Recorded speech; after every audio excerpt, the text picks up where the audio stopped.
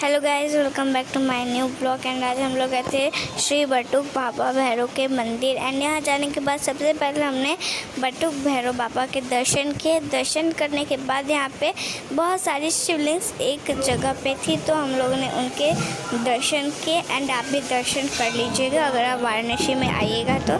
And फिर यहाँ पे था ड्रम, जिसको मैंने बजाया। एंड ड्रम बजाने के बाद हम लोग निकल गए थे मंदिर से। एंड मिलते हैं सेकेंड ब्लॉग में, तब तक के लिए बाय।